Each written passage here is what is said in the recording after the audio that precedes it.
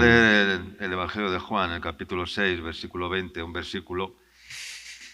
Dice la palabra de Dios: de cierto os digo, que vosotros lloraréis y lamentaréis, y el mundo se alegrará.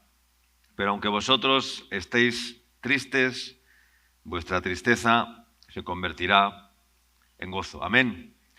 Este es el propósito de Jesús, el propósito de Dios, que nuestra tristeza se convierta en gozo. Si ya lo has conseguido en tu vida, pues estás bendecido, hermano. Pero podemos afirmar sin ninguna duda que lo contrario de la alegría es la tristeza. Y las razones por las que podemos estar tristes pues son varias, y pueden haber de repente muchas razones, ¿no? Normalmente yo, como siervo de Dios, o los siervos de Dios, creo que nos entristecemos no tanto por nuestro estado personal, por nuestro estado de ánimo, por nuestros éxitos o fracasos o lo que sea de la vida, ¿no? Ni nada de eso, ¿no? Yo creo que casi siempre que un siervo de Dios está triste o se entristece, pues es por ver en su alrededor pues la maldad, el pecado, la falta de justicia, o la perversión, la depravación, el desorden, o el desvío, o la degeneración, ¿no? O el sufrimiento por la obra de Dios, ¿no? Creo que es el principal motivo por la que un siervo de Dios se puede estar triste, ¿no? Esas son las razones, ¿no? Principalmente, ¿no? Pero la tristeza es un sentimiento muy humano,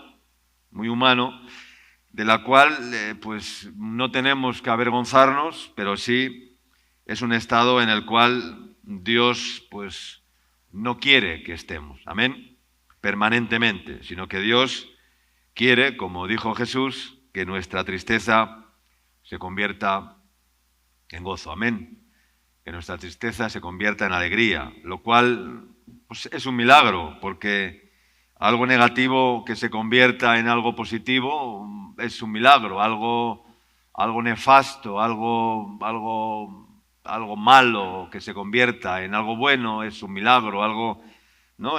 Solo Dios lo puede hacer, ¿no?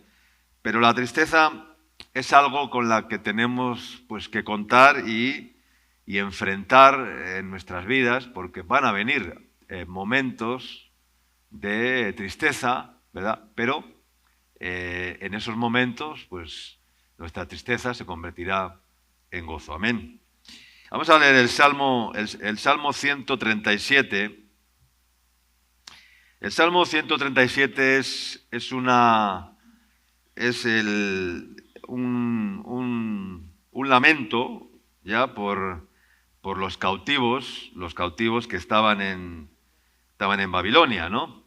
Y dice el verso 1 al 6, dice: junto a los ríos de Babilonia, dice, allí nos sentábamos y aún llorábamos acordándonos de Sión.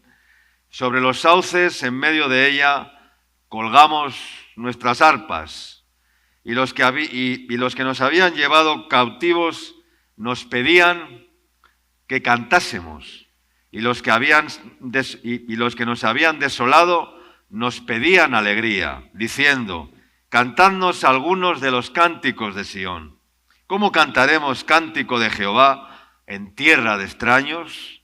Si me olvidare de ti, oh Jerusalén, pierda mi diestra su destreza y mi lengua se pegue a mi paladar, si de ti no me acordare, si no enalteciere a Jerusalén como preferente asunto de mi alegría. Amén. Hay veces que estamos acostumbrados en la iglesia a decir, ¿verdad? Los que dirigen la reunión, los que dirigen el culto, dicen: hermano, hay que cantar, hay que alabar al Señor, hay que alegrarse en medio de la alabanza, ¿no? ¿Está alguno alegre entre vosotros?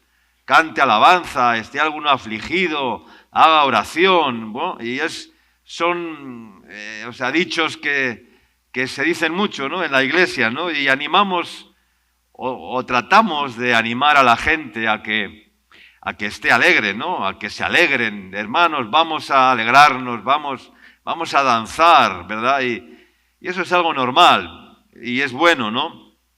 Pero no siempre estamos alegres, ¿no?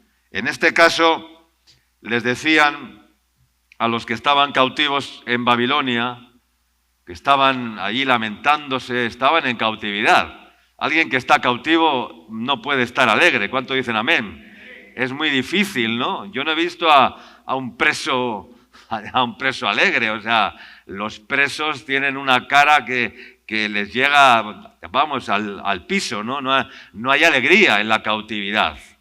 Y el pueblo de Israel, o aquel remanente del pueblo de Israel que habían sido llevados, exiliados, esclavos a Babilonia, estaban además en una tierra que no era la suya, estaban en tierra extraña, ¿no? Y entonces dice, allí nos sentábamos, allí llorábamos, nos acordábamos de Sión, de Israel, de nuestro pueblo, y sobre los árboles, dice, sobre los sauces, en medio de ella, colgamos las arpas, es decir, colgamos los instrumentos, ¿no? Porque no había manera de poder tomar el arpa y comenzar a tocar el arpa. Estábamos tan tristes, tan entristecidos que era imposible para nosotros hacer algo de eso, ¿no? Y nos decían los que nos habían llevado cautivos a Babilonia, nos pedían que cantásemos y nos pedían alegría, diciendo, cantadnos algunos de los cánticos de Sión. Entonces, no podemos cantar, no podemos estar alegres, ni estar contentos en esta situación. Y entonces, al final, dice, ¿cómo cantaremos cántico, ¿no?, en tierra extraña? No estamos en nuestra tierra, estamos fuera de la presencia de Dios, ¿no? Cuando el que vive fuera de la presencia de Dios no puede cantar cántico, no puede estar alegre, no dice, si me olvidare de ti, oh Jerusalén, pierda mi diestra tu destreza, mi lengua se pega a mi paladar, si de ti no me acordare, dice, si no enalteciere a Jerusalén como preferente motivo de mi alegría. Amén. Entonces dice, si no enalteciere a Jerusalén, que es el motivo preferente de mi alegría, es imposible que pueda estar alegre, ¿no? Digamos que Jerusalén representa, o puede ser nuestra casa, representa la obra de Dios, representa la iglesia, representa la presencia de Dios, las cosas de Dios, el reino de Dios, ¿no? No las cosas nuestras, ni nuestro estado anímico, ni nuestro estado personal, porque cuando un siervo de Dios está alegre es porque ve que el reino de Dios avanza en medio de su entorno, en medio de la iglesia, en medio de su familia, en medio de su comunidad, en su entorno, ¿no? Porque ve que el reino de los cielos avanza, porque ve que la gente se convierte, ¿no? Yo lo que más me alegra es ver la gente convertida, es ver la gente quebrantada. El viernes tuvimos una vigilia preciosa, diferente, y conseguimos hacerla diferente que en otras ocasiones. No sé si están de acuerdo conmigo, ¿verdad? Y hubo un derramamiento especial del Espíritu Santo y a mí me alegró ver gente llorando, ver gente quebrantada, ver gente que realmente estaba recibiendo la presencia de Dios y estaba el Señor moviéndose. Y eso es un motivo de alegría, ¿no? Y yo me alegré y me fui para casa feliz, contento, las 12 de la noche casi, pero cansado de todo el día, pero alegre en mi corazón por ver cómo el reino de Dios se manifestaba. Amén. Porque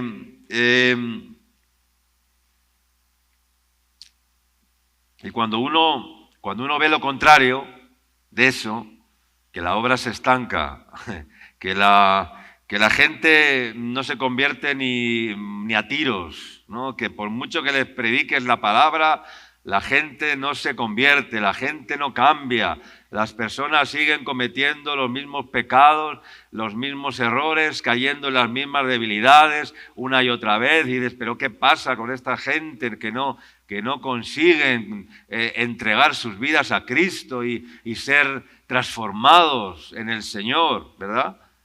Y cuando ves todo eso, pues entonces uno se pone triste. Yo por lo menos eso es lo que más me entristece en esta vida.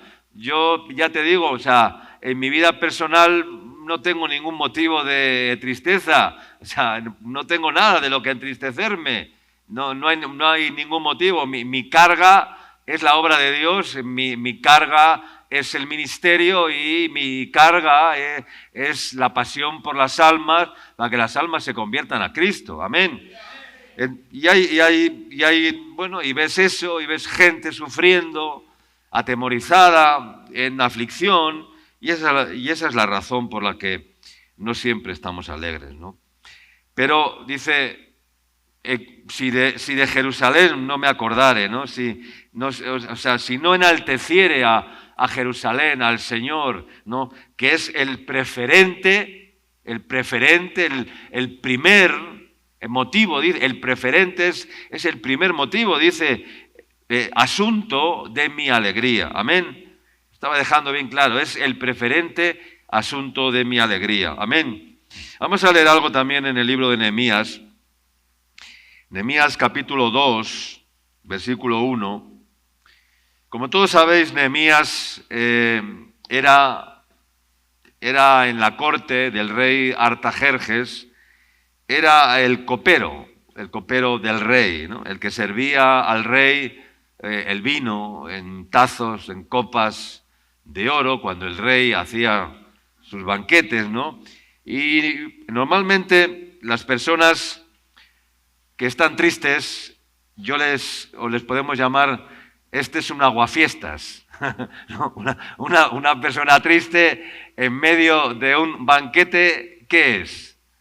Es un aguafiestas, es alguien que va a dañar la fiesta, ¿no? Tú haces un banquete en tu casa, ¿verdad? Haces una fiesta, ¿no? Para que todos estén alegres, y de repente ves que llega uno con la cara así, por el piso, entristecido, amargado, con la cara de limón, ¿verdad? Y te va a aguar la fiesta, porque desentona, ¿no? En medio de la alegría, ver una persona triste es un aguafiestas, ¿no?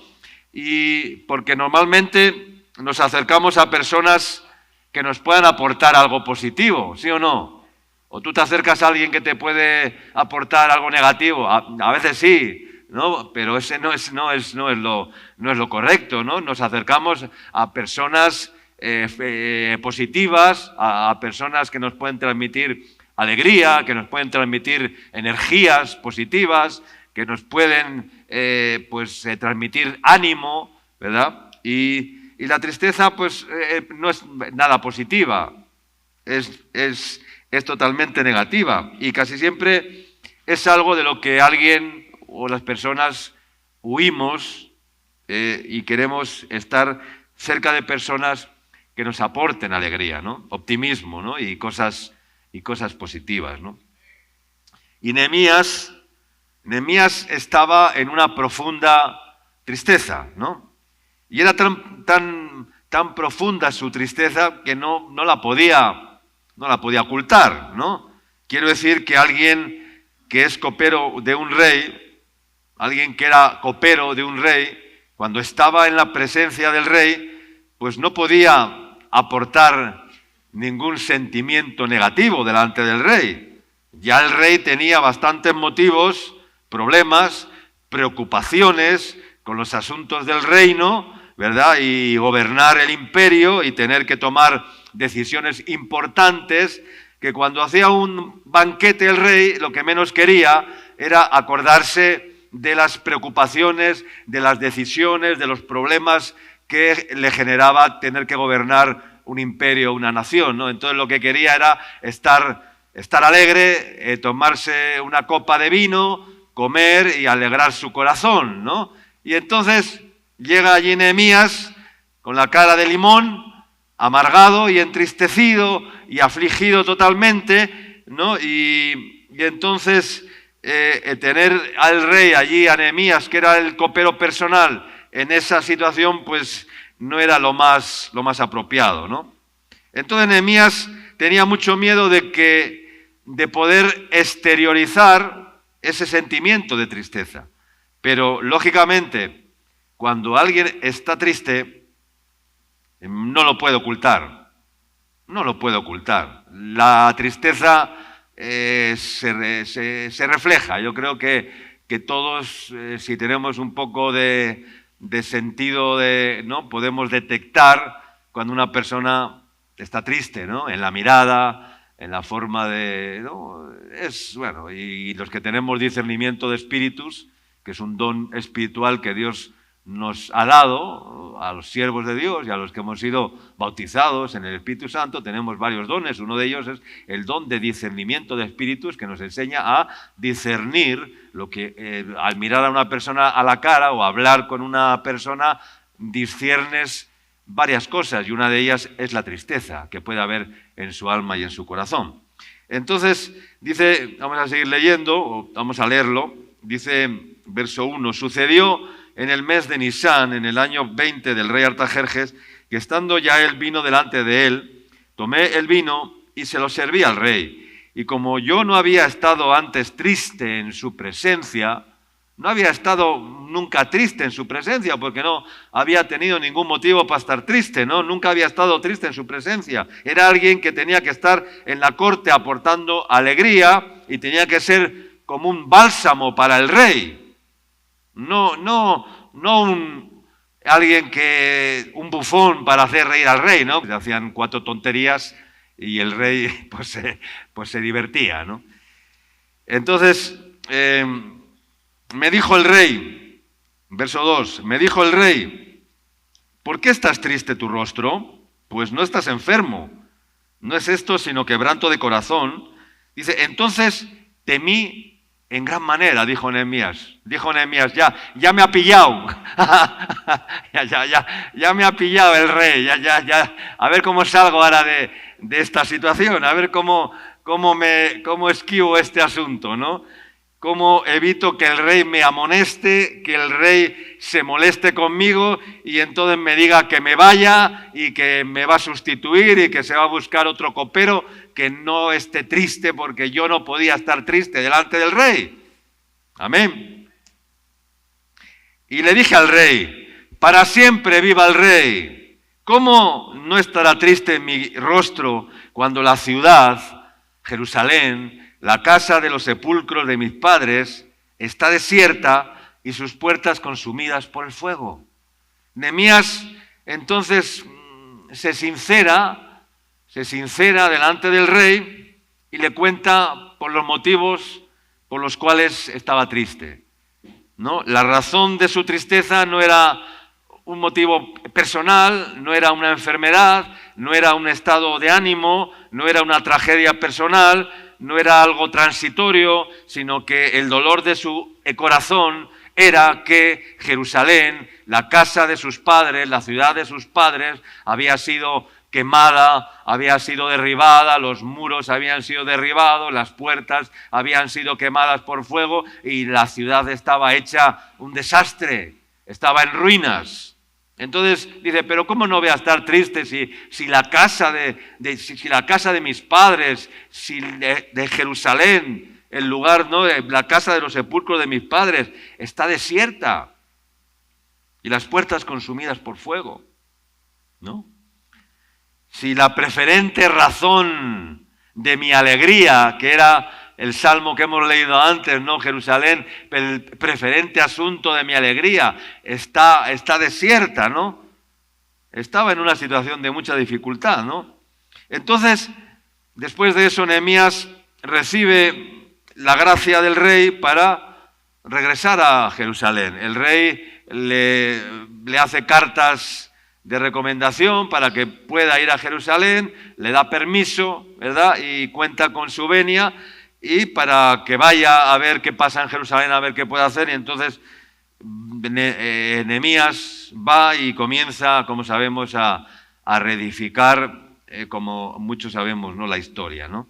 Y en todo el proceso de la reconstrucción ocurren una serie de cosas que van cambiando de una forma progresiva, ¿no? El estado de ánimo de él y del pueblo, hasta llevar al pueblo, como vamos a leer luego, a un estado de avivamiento, de restauración, ya, y como consecuencia, pues bueno, lo que vemos después, ¿no? Porque una de las cosas es que no puede haber alegría si no hay restauración y si no hay liberación. ¿Cuánto dicen amén? Entonces Nehemías es un restaurador y es alguien que lleva al pueblo de la tristeza al gozo, amén, porque ha habido una restauración de la relación de Dios y con Dios, una relación con Dios, ¿no? Pero antes de seguir, quiero leer lo que dice el libro de los Salmos, en el capítulo 45, versos 6 y 7, con respecto a Jesús y lo que el Señor quiere decir también con respecto a nosotros, ¿no? Dice el Salmo 45, versos 6 y 7, trono, oh Dios, es eterno y para siempre, cetro de justicia es el cetro de tu reino, has amado la justicia y aborrecido la maldad, por tanto te ungió Dios, el Dios tuyo, dice, con óleo de alegría, más que a tus compañeros. Está diciendo que hay una alegría que puede emanar de las circunstancias positivas de la vida en general, que hay algunas razones, motivos, ¿verdad? Pero también hay situaciones que pesa sobre nosotros una tristeza espiritual por otras causas. Y acá en este caso dice la palabra de Dios que por cuanto has amado la justicia, has aborrecido la maldad y por eso tienes una dosis mayor de alegría que tus compañeros. ¿Cuál era el motivo o era la dosis de alegría, ese óleo de alegría, dice, más que a tus compañeros? Pues dos cosas, dice básicamente, has amado la justicia y has aborrecido la maldad. Parecen dos cosas muy sencillas, muy fáciles, pero son dos cosas muy profundas, ¿no? Si las analizamos, amar la justicia y aborrecer la maldad no es nada fácil, ¿verdad? Y entonces has amado la justicia y has aborrecido la maldad, por lo tanto, como consecuencia, te ungió el Señor con óleo de alegría más que a tus compañeros, con una dosis mayor de alegría más que a tus compañeros. Amén. Y ellos pueden estar alegres o contentos por razones naturales de la vida. Los que no tienen a Cristo pueden estar alegres o contentos por unas pocas razones naturales de la vida. Porque, bueno, cuando a alguien le toca la lotería, pues está alegre porque tiene dinero. Cuando a alguien le sale un buen trabajo que va a ganar mucho dinero, pues bueno, pues está alegre, no sé. Cuando alguien se va de vacaciones y disfruta y come y bebe y se va a la playa y no sé qué y no sé cuánto, bueno, pues está alegre aparentemente y está bien, son razones naturales de la vida para estar alegre, pero tú tienes una dosis mayor de alegría, amén. Tú en el Señor puedes tener una dosis mayor de alegría, amén, porque tienes el óleo de alegría, ungüento, aceite, y es por otro motivo, no es por tener dinero, no es por ir de vacaciones, no es por tener el mejor carro, el mejor auto, no es por tener, porque te haya tocado, no es por nada de eso, ¿no? ¿Cuál es el motivo de tu alegría?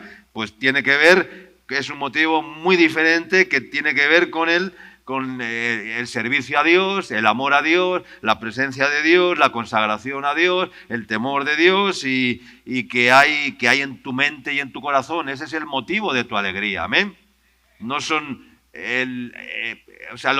las razones que otros tienen, ¿no? Entonces, volviendo al libro de Nehemías, el proceso de la reconstrucción comienza con cosas muy sencillas, naturales, para infundir ánimo en el pueblo, ¿no? Empiezan a reconstruir el muro, ¿verdad? Las murallas que representan siempre la separación del creyente con el mundo, el muro es el límite, es lo que delimita el mundo del reino de Dios. En el Antiguo Testamento había ciudades de refugio que llamaban, eran lugares donde la gente se podía refugiar, ¿no? Y todo esto va llevando a un punto y a un clímax en el libro de Nehemías, que es cuando se restaura la lectura de la palabra de Dios, cuando vuelven a restaurar la lectura de la palabra, el libro de la ley, ¿no? La palabra de Dios, ¿no? Y entonces llega el avivamiento y se recuperan las fiestas que habían dejado olvidadas, las celebraciones que se habían perdido por años, como decía el otro día también con Josué, creo, ¿no? Que claro, cuando estaban en el desierto, pues se habían olvidado no solamente de la circuncisión, sino que se habían olvidado de las fiestas de Dios, porque, como decía, es muy difícil hacer fiesta en el desierto, amén. Entonces, en el desierto la única preocupación que tenían era cruzar el desierto, porque era un lugar feo, un lugar que no era agradable, y entonces en esa situación en lo que menos pensaron es que tenían que celebrar la fiesta de Sukkot, la fiesta de Tabernáculos o la fiesta de la Pascua, y en lo que menos pensaban eran que tenían que hacer el rito de la circuncisión a los hijos nacidos en esa generación de 40 años en el desierto, ¿no? Entonces, por eso el Señor le dice a Josué: hazte cuchillos afilados y vuelve a circuncidar al pueblo en el desierto, ¿no? Y ahí comienza la restauración también en ese libro de Josué, ¿no? Entonces, en el capítulo 8 de Nehemías encontramos el verso 8 al 12, que es lo que le estaba diciendo. El capítulo 8, verso 8, dice: y leían en el libro de la ley, comenzaron a leer en el libro de la ley claramente, y ponían, ¿qué ponían? Y ponían el sentido, hay que poner el sentido cuando leemos la palabra de Dios, cuando leemos la Biblia, de modo que entendiesen la lectura, ¿verdad? Yo sé que aquí habrá personas que no entienden ni papa. Y el que no pregunta, yo siempre digo esto: el que no pregunta, el que pregunta una vez, se hace ignorante una vez. Pero el que no pregunta nunca, se queda ignorante en toda su vida. ¿Sí o no? Y ponían el sentido de modo que entendiesen la lectura.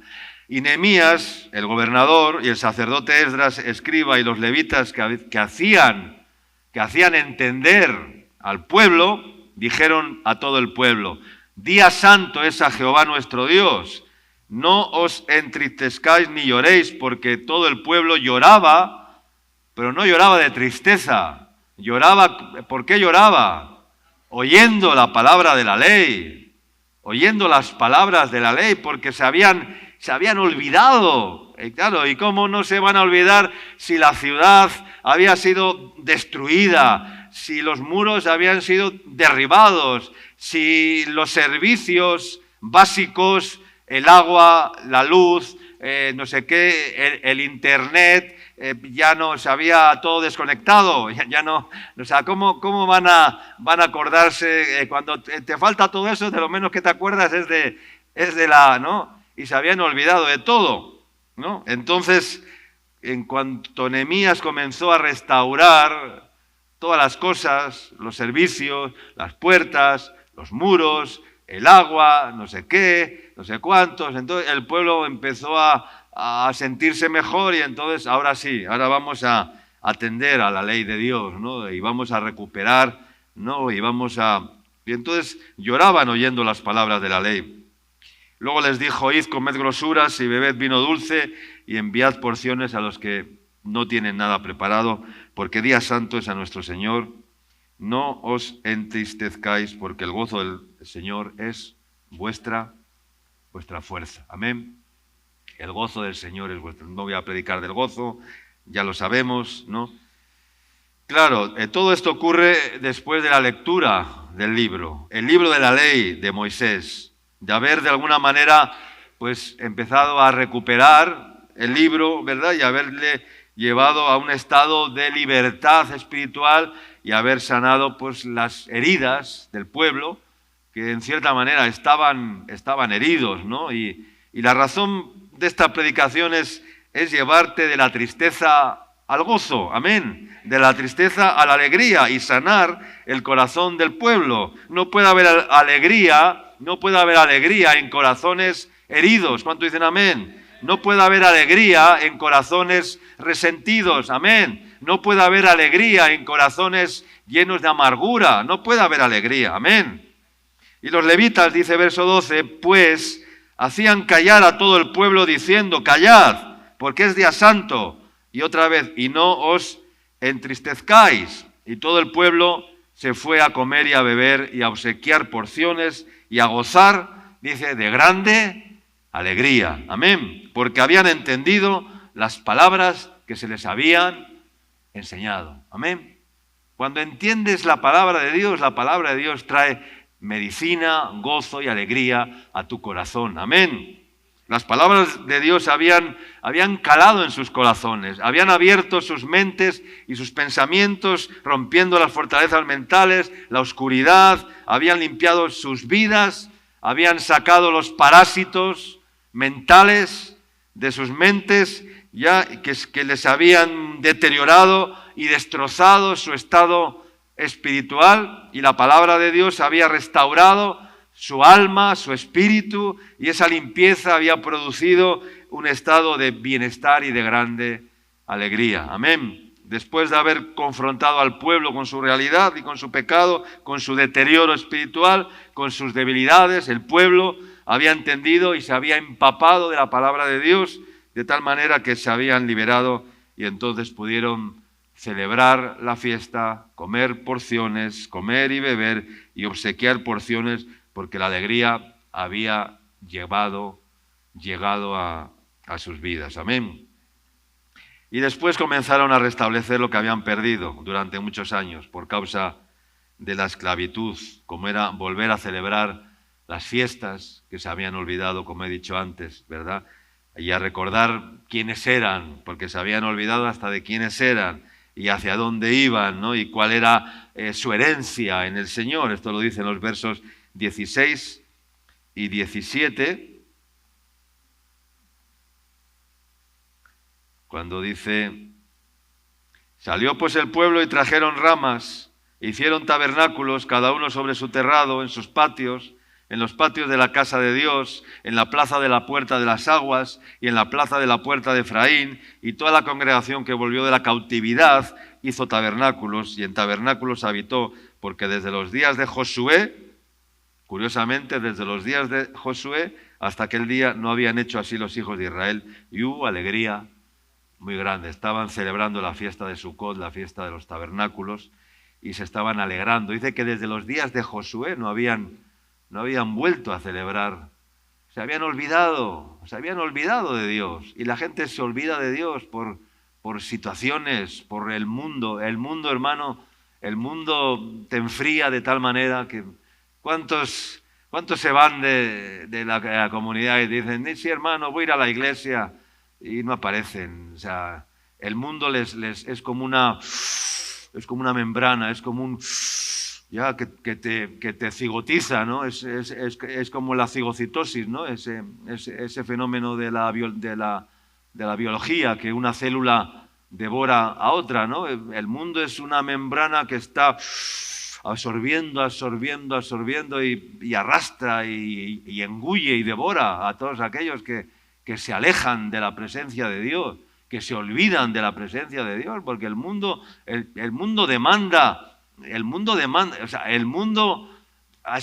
hay tantas exigencias en el mundo. Yo pienso, el mundo demanda tanto que no tienes tiempo para el Señor, pero para nada, absolutamente para nada, porque hay tantas exigencias en el mundo, hay tantas hay tantas demandas en el mundo demanda y demanda y demanda, o sea, porque este mundo está diseñado para generar esclavitud en el ser humano, para generar en el hombre que viva esclavo de un sistema creado por el diablo, que el diablo además sabe que le funciona muy bien, porque sabe que le funciona, el diablo sabe que la gente tiene que trabajar como esclavos, porque si no trabajan no comen, si no trabajan no viven, si no hacen esto no sé qué, y el diablo lo tiene ya todo diseñado, y como le funciona muy bien, pues no tiene que hacer mucho más, ¿verdad? Y el mundo es un congelador, o sea, el mundo apaga la alegría. Apaga la alegría. La gente en el mundo no está alegre, o sea, no está alegre. O sea, la gente está muy triste, la gente está muy amargada, la gente está muy estresada, la gente está en un estado de ánimo horrible, porque no hay nada bueno, o sea, no hay nada que esté funcionando bien, y cada vez menos. Entonces, tiene que haber alegría cuando se recupera la espiritualidad, cuando se recupera la santidad, cuando se depuran las mentes totalmente, porque uno de los grandes problemas que muchas personas tienen es que están llenas de parásitos mentales, no de parásitos en el estómago, ¿no?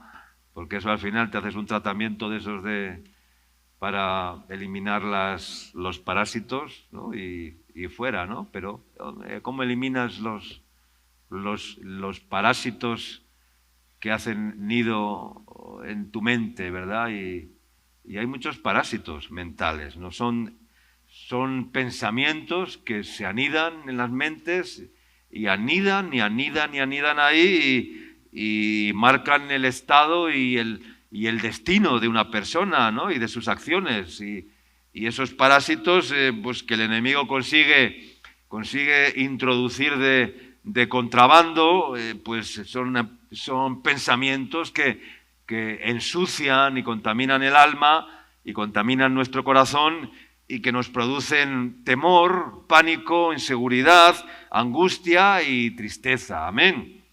Entonces, para terminar, vamos a leer algo de otro libro, en el libro de Habacuc, ¿ya? Este libro es una controversia que tiene el profeta Habacuc con Dios, ¿no? Porque él está no reclamándole a Dios, pero sí está dialogando con Dios sobre la situación que estaba viviendo, ¿no? En su tiempo, ¿no? Y la situación del pueblo en el tiempo en el que estaba viviendo, ¿no? Habacuc capítulo 1, versículo 1 dice: la profecía que vino al profeta Habacuc, dice: ¿hasta cuándo, oh Yahvé, clamaré y no oirás, y daré voces a ti a causa de la violencia y no salvarás? Esa era la controversia que tenía Habacuc. Veía tanto dolor, veía tanta injusticia, veía tanto sufrimiento, tantas situaciones difíciles, que él, de una forma valiente, reclama, o más bien interpela delante de Dios y le dice: Señor, ¿hasta cuándo, no? ¿Hasta cuándo clamaré y daré voces? ¿Hasta cuándo veré toda esta situación? Daré voces a ti a causa de la violencia y no oirás, ¿no?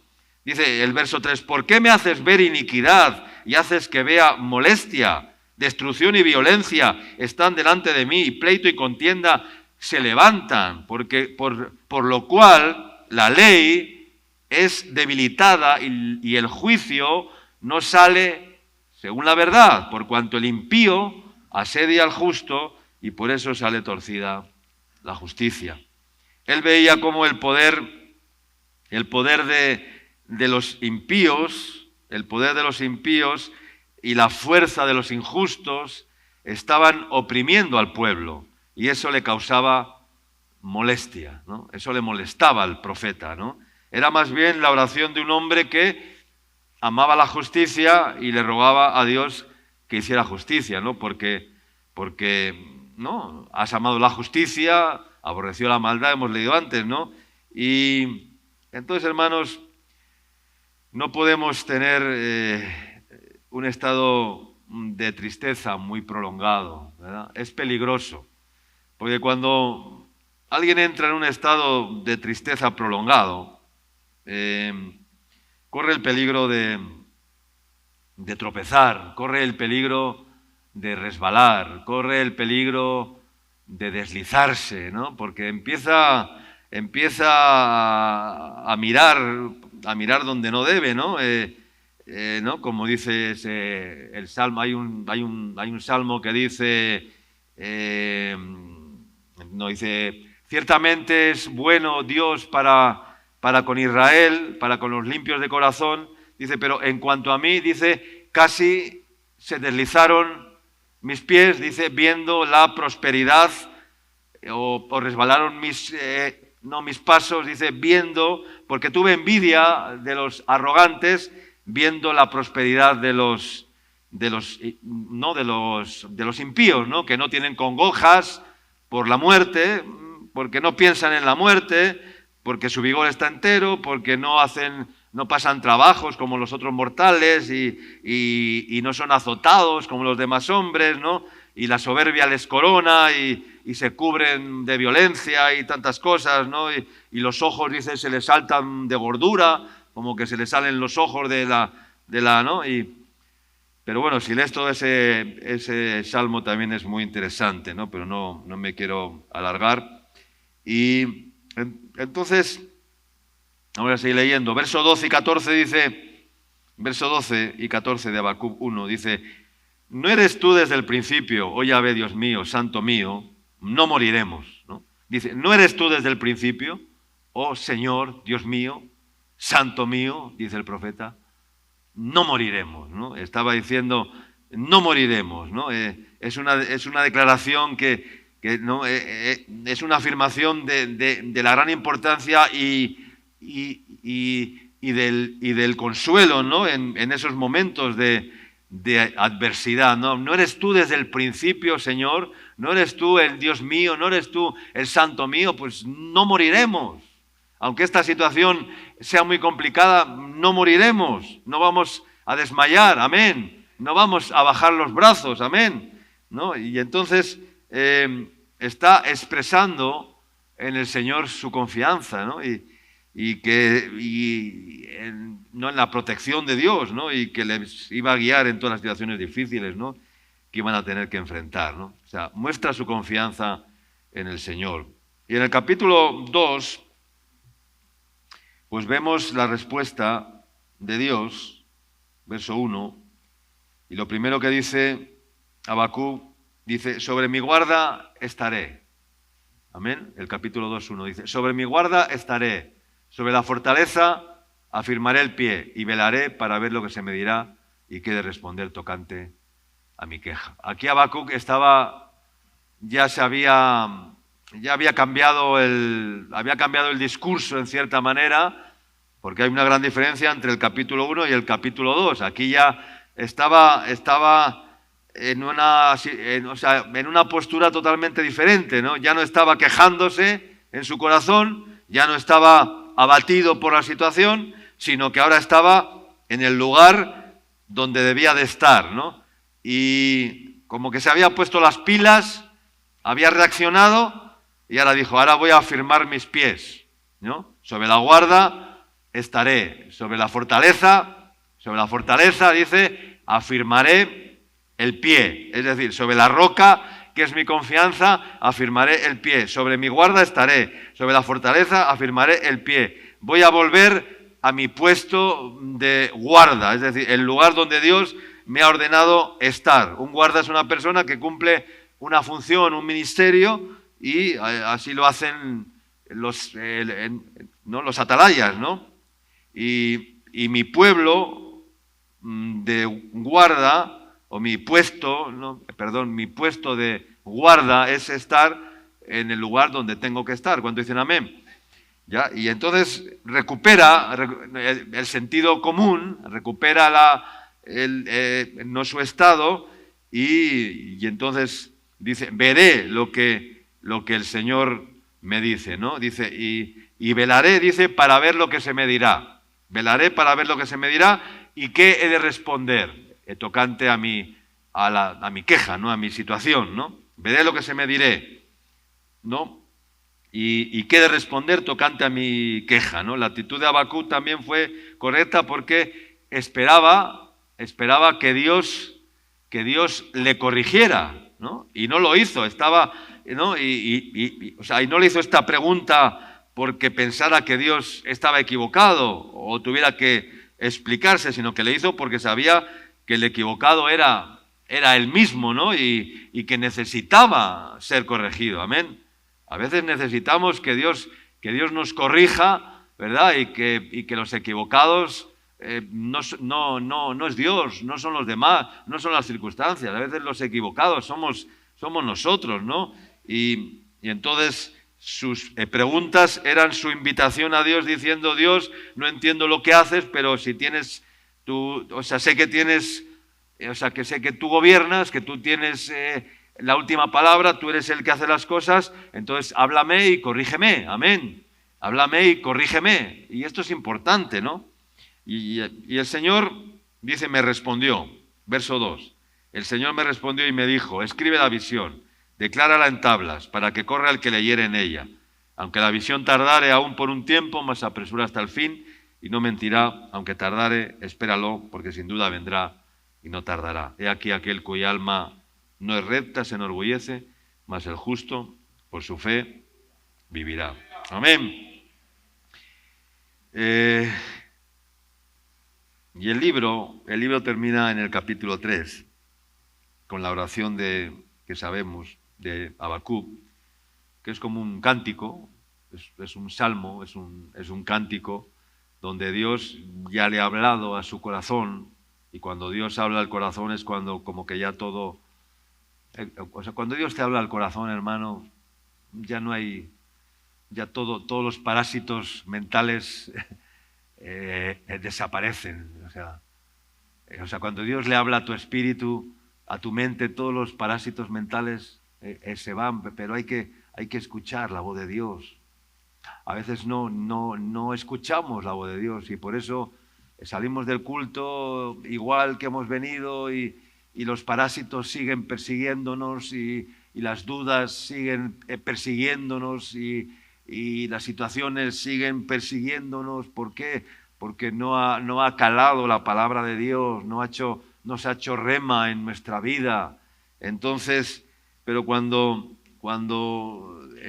Dios habla al corazón, como que ya todo pasa, ya todo se queda atrás, la queja, el desaliento, la amargura, la tristeza, porque es una palabra que no queda en el aire, que no se queda en la mente solamente como algo que has oído, como un pensamiento que después se olvida, porque ese es el problema, que viene la palabra y al principio, como dice la palabra del sembrador, al principio parece ser motivo de alegría o tal, pero después por causa de la prueba tropiezan y se olvidan de la palabra, porque vienen las aves de los cielos, dice, y comen y roban la semilla, ¿no?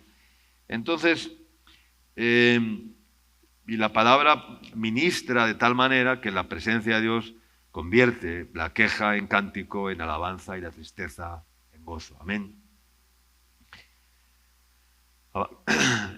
El capítulo 3, verso 1, dice: oración del profeta Habacuc sobre Siginot. Oh Jehová, he oído tu palabra y temí. He oído tu palabra y temí. Oh Jehová, aviva tu obra en medio de los tiempos. Estaba rogando por un avivamiento, porque él era el que estaba avivado ya, había sido avivado y entonces quería un avivamiento. Oh Señor, he oído tu palabra y temí. Aviva tu obra en medio de los tiempos. En medio de los tiempos hazla conocer. En la ira, acuérdate de la misericordia, ¿no? Ha ocurrido un gran cambio, esa experiencia gloriosa que tuvo mientras estaba, no se olviden, en la torre, en la vigilancia, porque dice: sobre la fortaleza afirmaré el pie y velaré. O sea, estaba en una torre, sobre mi guarda estaré. Ahí fue donde recuperó el sentido, cuando se puso en la torre, cuando se puso a velar, cuando se puso a buscar a Dios, cuando se puso a escuchar a Dios, a que Dios le hablara, a que Dios le corrigiera, a que Dios le amonestara, a que Dios... Allí recuperó su estado, ¿no? Y allí empezó y esa paciente espera por una respuesta de parte de Dios, pues le llevó al punto de tener ahora una verdadera fe. Y no solo eso, sino que abrió sus ojos a una realidad completamente, o sea, de la cual él no era consciente anteriormente, ¿no? Cambió completamente su modo de pensar y comenzó a ver la realidad desde un punto de vista diferente, ¿no? Que era el punto de vista de Dios. He oído tu palabra y temí. Señor, en la ira, acuérdate de la misericordia. No te olvides de mostrar misericordia para con nosotros. Nosotros necesitamos mucho de tu compasión, amén, de tu misericordia. Aleluya, amén. Y versos 17 al 19, estos versos tan conocidos. Aunque la higuera no florezca, ni en las vides haya frutos, aunque falte el producto del olivo y los labrados no den mantenimiento, y las ovejas sean quitadas de la majada, y no haya vacas en los corrales, con todo yo me alegraré en Jehová y me gozaré en el Dios de mi salvación. El Señor es mi fortaleza, el cual hace mis pies como de ciervas, y en mis alturas me hace andar. Amén. Entonces, conclusión, la tristeza tiene que ser transformada en alegría, hermanos, por medio de la restauración, sanidad, palabra de Dios. La palabra de Dios trae alegría, la palabra de Dios es medicina, amén, a nuestros corazones, y nos despoja y nos quita los parásitos mentales, amén, y espirituales, y nos revela las respuestas de Dios, amén. Y este pasaje nos muestra que la confianza de Dios no depende de nuestras circunstancias o de las circunstancias exteriores, aunque la higuera no florezca, aunque las vides no haya fruto, aunque los labrados no den mantenimiento, aunque las vacas sean quitadas de los corrales, aunque falte el producto del olivo, aunque con todo yo me alegraré y me gozaré en Jehová, el Dios de mi salvación. Amén. A pesar de todo, Dios sigue siendo Dios, amén. A pesar de todo, Dios sigue estando con nosotros, amén. Y en su presencia es una fuente de consuelo y de esperanza, amén. Vamos a orar, vamos a ponernos de pie, vamos a leer el Salmo 94, verso 19. ¿Qué dice ese Salmo?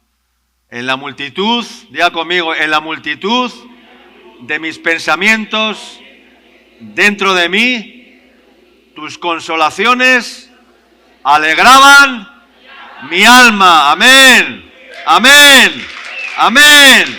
Aleluya. Un aplauso al Señor, aleluya.